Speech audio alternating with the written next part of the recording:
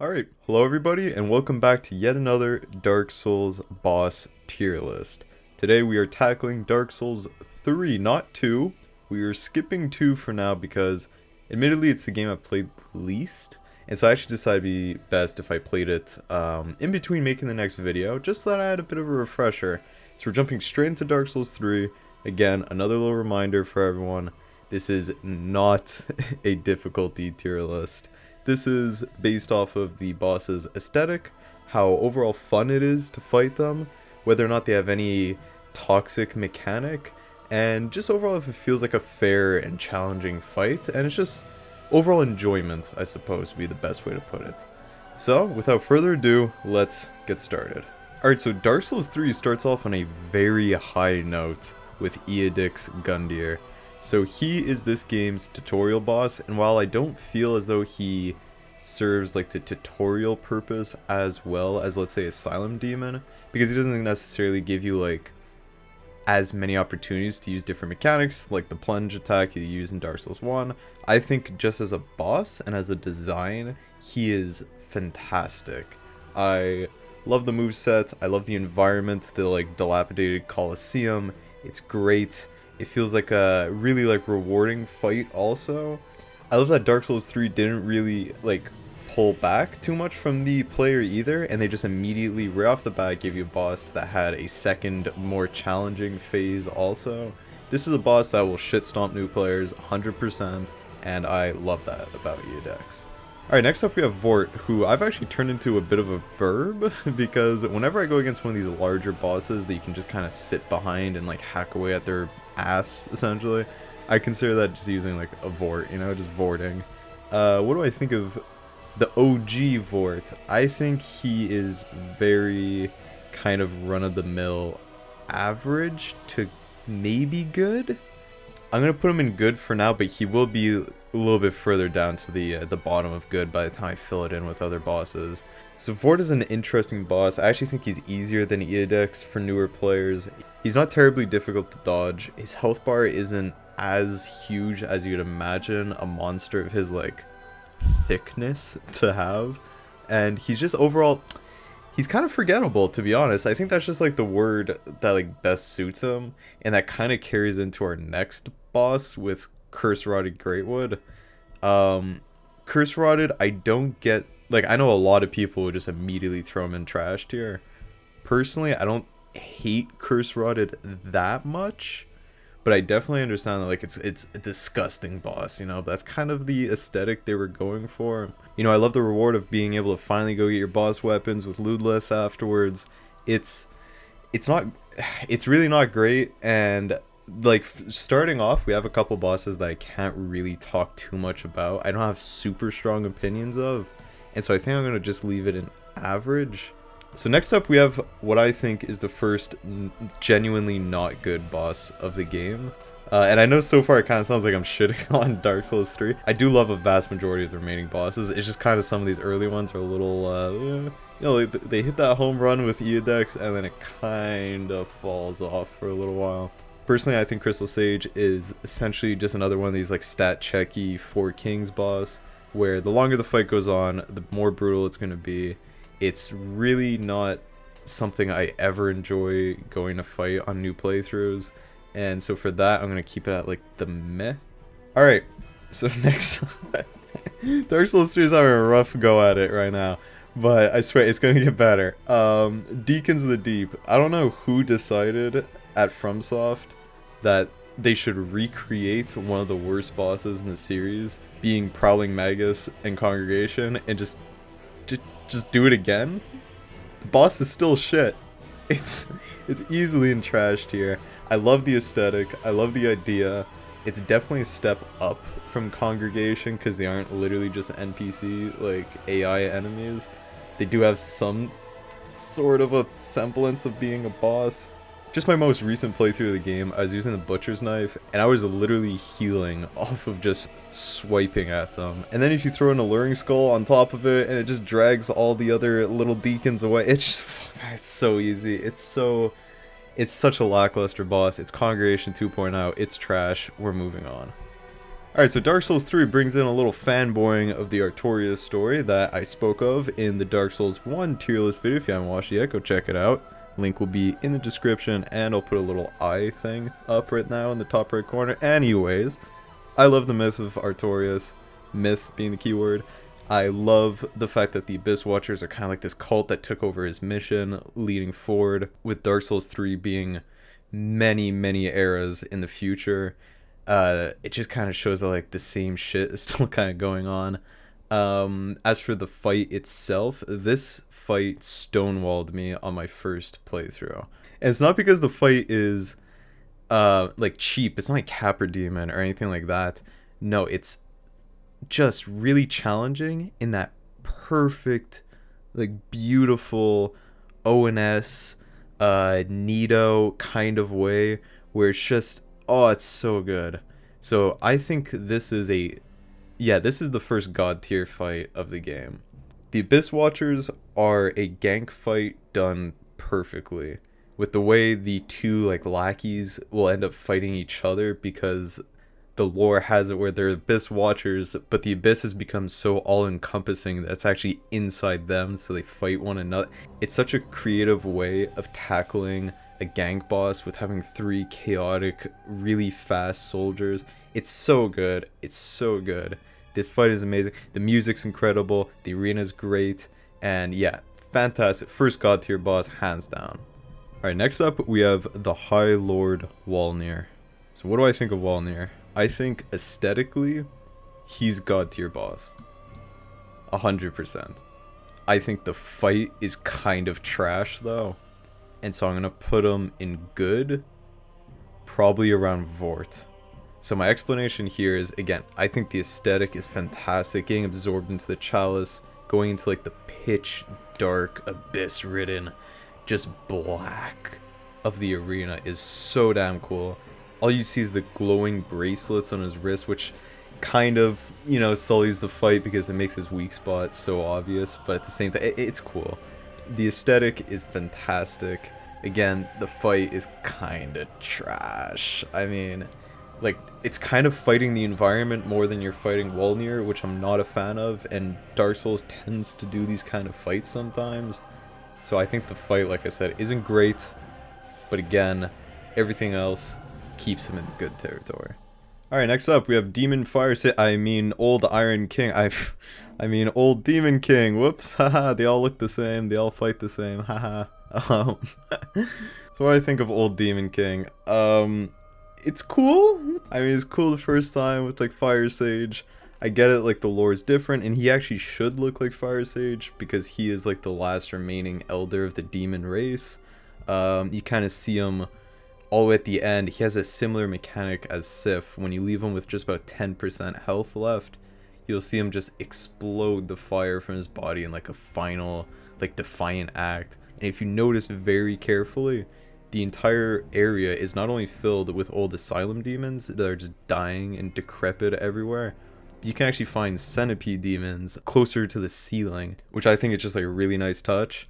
So the lore and like the history and why he's fighting and all that is cool, and while I get why he looks the way he does, it just kind of feels like beating a dead horse at this point. I think he fits around Curse Rotted. Alright, next up we have a rare puzzle boss that's a W from FromSoft. Oh my god, this is a great boss. Yorm is a great boss.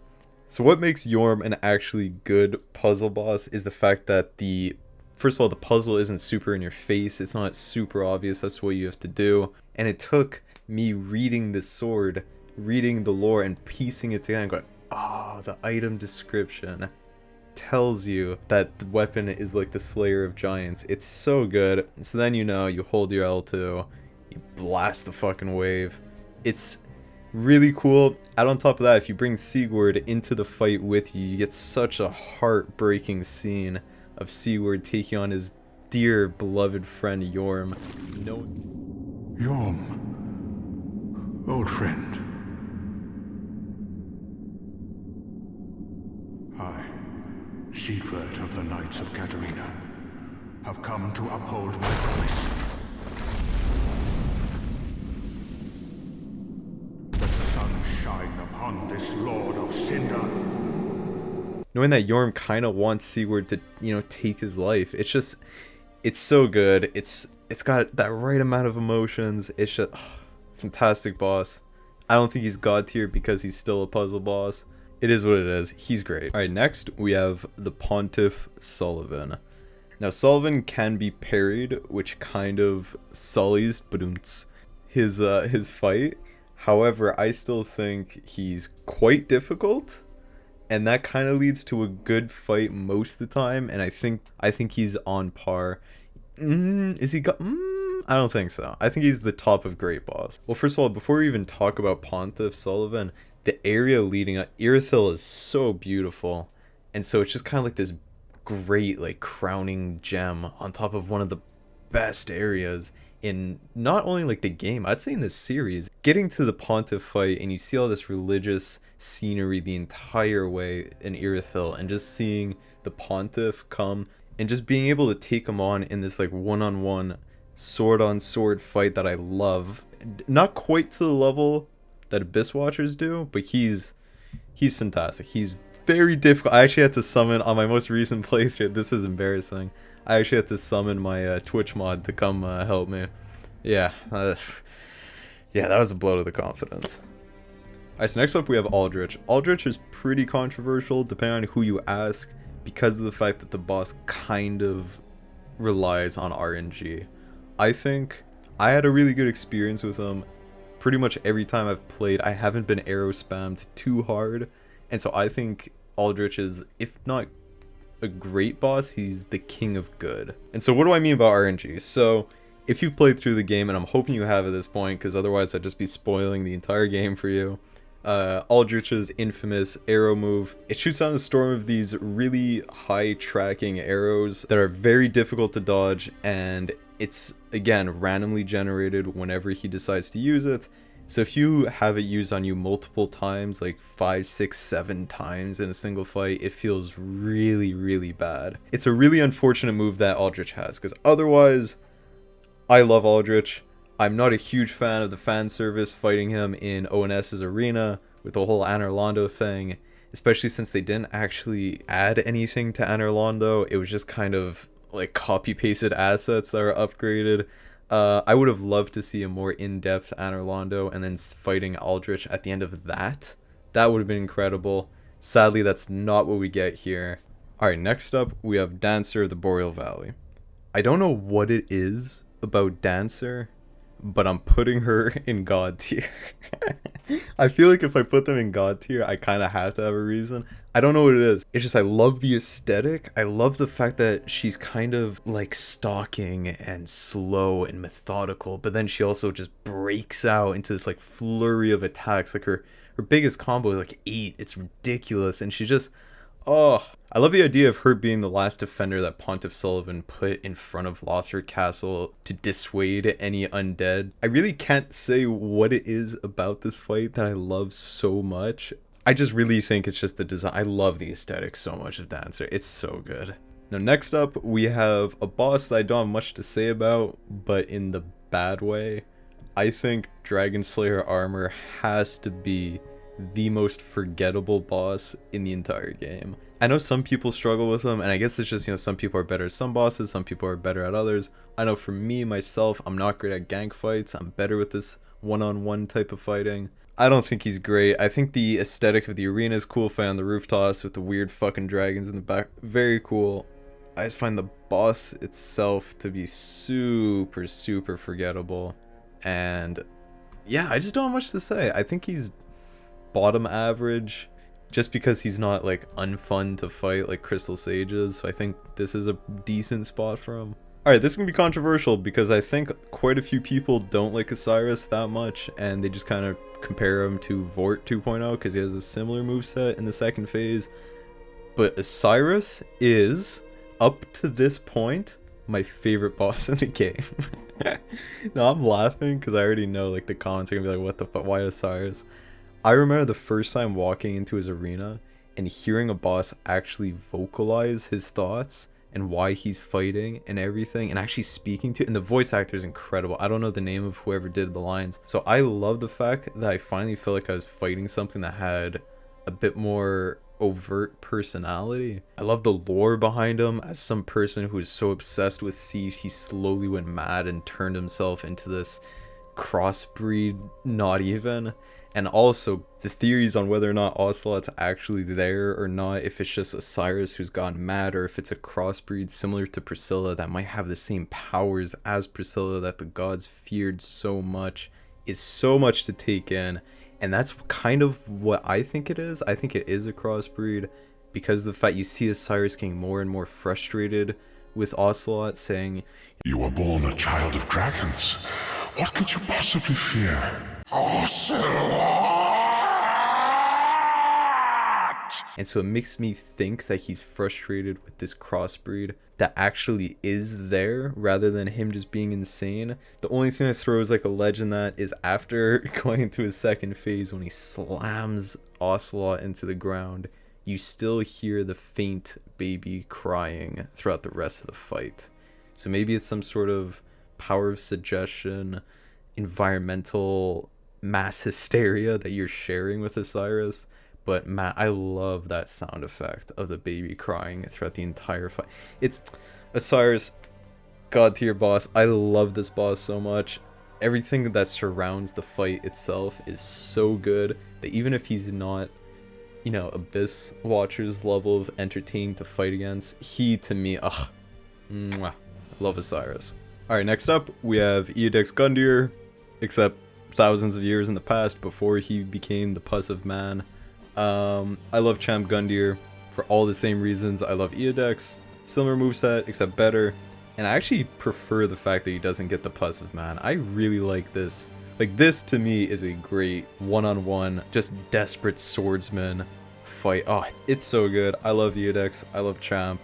They're fantastic. I can't really say too much more about Champ than I did with Eodex. So I'm going to put them side by side, with Champ just being a touch ahead. Alright, next up we have one of the last bosses you fight in the game, and one of the best bosses in all of Dark Souls, hands down. We have Prince Lothric and Lorien. So for all the same reasons I love Osiris, Lothric speaking to you while you're fighting Lorien, and his voice lines after you die saying, "This spot marks our grave, but you may rest here too, if you like." Oh my god, it's so good. Again, the voice acting in this game is incredible, and I really wish some more of these bosses had some lines.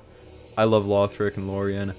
It's a very difficult fight that took me quite a few attempts, and if you don't know about the shortcut, the run back is kind of painful. Lothric and Lorien, fantastic boss. I love the phase 2, the idea of Lorien being this undying knight, that Lothric just, his frail dying body trying to heal as you slay him over and over and over again. It's such a desperate fight, and I know I just used that adjective for Champ, but man, Lothric and Lorien takes it to a whole nother level. I also love the idea of them being the betrayers. As you can hear Emma saying, they're asking Lothric to be a lord of what he deserves to be, what he's supposed to be, but these two are defiant in their ways against just continuing this cycle of dark and light that Dark Souls 3 so perfectly like tied together with Dark Souls 1. Oh, everything about it, such a good fight. Alright, next up we have Ancient Wyvern. This fight is trash. It's worse than Deacon's. It's like, how is it that in a game that almost perfected a puzzle fight with Yorm, then just made one of the worst puzzle fights in this series? I hate Ancient Wyvern. It's essentially just another area, and at the end you get a plunge attack. Like, it's pretty much just Asylum Demon, except after you plunge attack it, you don't even fight it at all. You just one-shot it. It's not good. Yeah, Ancient Wyvern's bad. Next up, we have, thank God it's optional, the Nameless King. This fight is, oh my god, it's so hard. If it weren't for a couple more that are in the DLC, this would be, in my opinion, the hardest fight in the game. Like, I would take fighting 3 Crystal Sages at the same time over fighting this guy. Nameless King is a brutal fight, but I do love the aesthetic. I love the arena, and it does feel extremely rewarding to actually slay him. And so Nameless King, I will put right I think he's a bit better. This is going to be a weird placement. I think he's a bit better than Eodix, but I think I prefer Champ. Now, if I never actually knew the lore behind the Soul of Cinder, I would say this is a good fight, probably around Aldrich, maybe near Yorm and Great Boss. But knowing what he signifies and why he's using all these different weapons is so fucking cool. So for those of you who don't know, the Soul of Cinder represents all the undead and unkindled throughout the many eras and generations since Dark Souls 1 who have gone on the exact same it's all of us, it's the players who have either chosen to usher in the Age of Dark or then reverse that by continuing Gwyn's Age of Light for another 1,000 years by sacrificing us. It's all of us put together. So that's why he yields the rapier, that's why he yields the magic. It's all the different classes that all of us have used over the years. I thought this was such a genius idea for a final boss of such a genius series of games. I think he perfectly encapsulates the masterpiece that is Dark Souls. And so for that, I'm going to put him in the god tier fight right beneath my baby Osiris. Oh shit. Alright, so now we're entering the DLC and we start off with Gravetender and Great Wolf. Honestly, this is not a good fight for me. I think I'm not a huge fan of these random NPC fights at all. I think the 3 wolf mechanic at the beginning is kind of like a scuffed Capra all over again, except you actually have space. You just fight them before Gravetender even gets anywhere near you. And then when Great Wolf does come in, you know, you finish Gravetender and then you fight the Great... It's just kind of a boring run-of-the-mill fight. It's not terribly challenging. I think also just considering the fact that it's a DLC fight that you've paid extra for on top of the base game, you're really hoping for like the cream of the crop fight, and it just really feels lazy. It's not good. I think it's meh. I think it's worse than Crystal Sage personally, just because of how like almost insultingly boring the fight is. Alright, finishing off the disappointingly short DLC that is Ashes of Arendelle, you have a fantastic fight in Frida. Now, while I don't have as strong of an opinion on her as I know a lot of fans of Dark Souls do, I think she's still a pretty great fight. I'm actually going to put her right in front of Yorm. Again, I don't have too much to say. I appreciate the fact that they kind of just went for it on a final boss of a DLC. She makes up, like, her 3 stages make up for how lackluster Gravetender is. Just because, like, she has so much content fit inside a single fight. That just, it's something you have to appreciate. Like, you know, this is a boss that really took them so long to code, and just, it's something you have to appreciate. And I love the fact that she uses a scythe, obviously, Painted World of Arendelle. It takes inspiration from Priscilla, so that's really cool. I'm not a huge fan of, like, health tank bosses, where it's just kind of like balancing your S's and hoping you have enough to get you through. But that's definitely not enough to outweigh like how intricate this fight is. So I'm going to keep it in Great Boss, bottom of Great Boss. I think that's a fair spot. Alright, next up we have Demon Princes, and man, fuck this boss. Oh my god. Demon Princes are so difficult. I find them so brutally difficult. If you fell into the same trap I did my first playthrough of Ring City, you'll know that getting the Meteor Prince in the second phase is just absolutely unfun to fight against. I would definitely recommend fighting Demon in Pain first and killing them first in that first stage, and then Demon from Below, because it just makes the second phase so much easier and so much more manageable. But if we're going to talk about the other things that surround the fight, I know you guys are probably fed up of me saying the word aesthetic, but I love the aesthetic of the arena. The bosses are pretty cool. As far as like the demon theme goes for this entire series of games, I think they nailed it best with Demon Princes. I like the symmetry between them and Lothric and Lorien, especially with how the lore ties in. It's better than Vort. It goes right there. Demon Princes go there. Next up, we have Half-Light. This fight's trash. Boom. It's better than Deacons, though. It's Gravetender with even less content, because there isn't even really a boss. It's just an NPC. I'm really not a fan of these fights at all. I think it's a trash tier fight. I don't think too many people will disagree with me. Alright, next up we have the Dark Eater Midir. This is notoriously the hardest fight in all of Dark Souls, bar none. Midir's health, his one-shot potential, it's so ridiculous. So this fight also just kind of feels like challenge for the sake of being challenging, which I'm not a huge fan of. But I do get they want to put that one last one, you know? Because Dark Souls 3 will sadly be the last of the series. And so I get why they just went for this one absolute unit that everyone can agree upon is just the hardest boss. It's such a bad time for all the great reasons. And I think for that, Midir, despite the absolute sheer nightmare power that it has and the pain that it's given so many of us, I think is the king of great boss. Alright, lastly, we have one of my favorite bosses in the entire series. It's Slave Knight Gale. So Gale's lore is incredible. I would greatly recommend go checking out the Vatty video on it. He goes into so much depth. You know how Vatty is. He's impeccable. His videos feel like PhD dissertations. They're so good. Gale takes like the desperation that went from Champ to Lothric to a whole new level. His story is fantastic, as I've been saying, but the fight itself is so good. I'm gonna put Gale at the absolute...